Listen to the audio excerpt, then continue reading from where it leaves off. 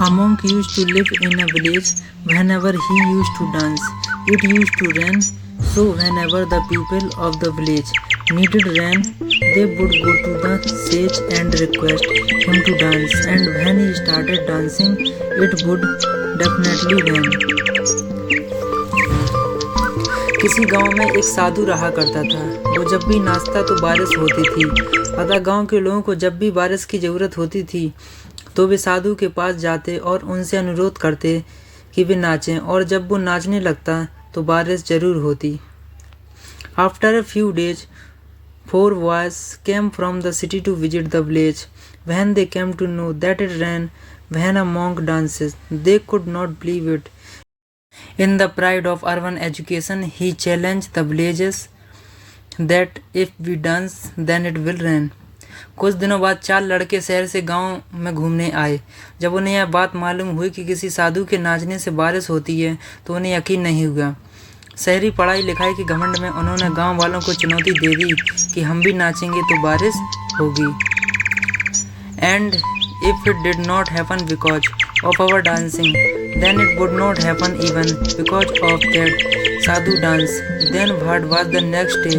Early in the morning, the villagers took those boys and reached the sadhu hut.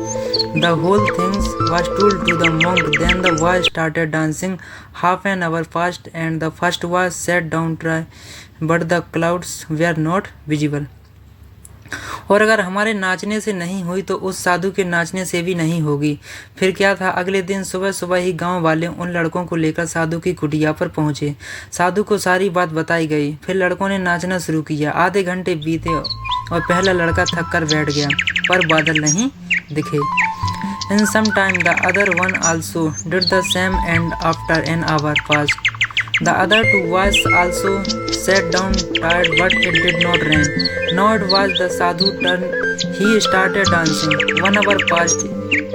It did not rain. The sadhu kept dancing. 2 hours passed. It did not rain, but the sadhu was not talking the name of stopping. कुछ देर में दूसरे ने भी यही किया और 1 घंटा बीतते बीतते बाकी दोनों लड़के भी थक कर बैठ गए, पर बारिश नहीं हुई। अब साधु की बारी थी। उसने नाचना शुरू किया। 1 घंटा बीता, बारिश नहीं हुई। साधु नाचते रहे।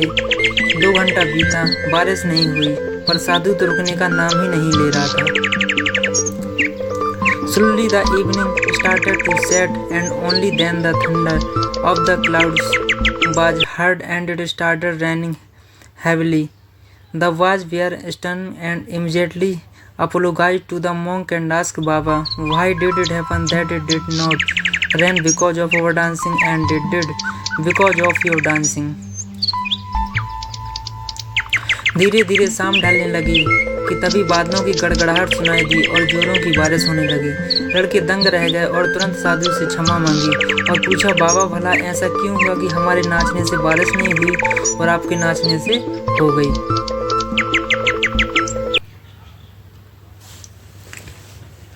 The monk replied, when I dance, I keep 2 things in mind. Firstly, I think that if I dance, it will rain, and secondly, I will dance till it rains. Friends, this quality is present in those who get success. साधु ने उत्तर दिया, जब मैं नाचता हूँ तो 2 बातों का ध्यान रखता हूँ। पहली बात, मैं ये सोचता हूँ कि अगर मैं नाचूंगा तो बारिश को होना ही पड़ेगा, और दूसरी ये कि मैं तब तक नाचूंगा जब तक कि बारिश ना हो जाए। फ्रेंड, सफलता पाने वालों में भी यही गुण विद्यमान होता है।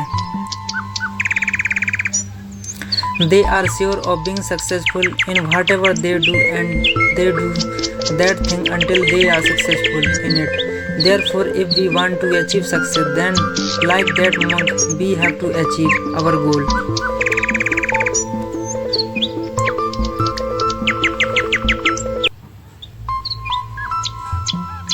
वो जिस चीज़ को करते हैं उसमें उन्हें सफल होने का पूरा यकीन होता है, और वे तब तक उस चीज़ को करते हैं जब तक कि उसमें सफल ना हो जाएं। इसलिए यदि हमें सफलता हासिल करनी है तो उस साधु की तरह ही अपने लक्ष्य को प्राप्त करना होगा।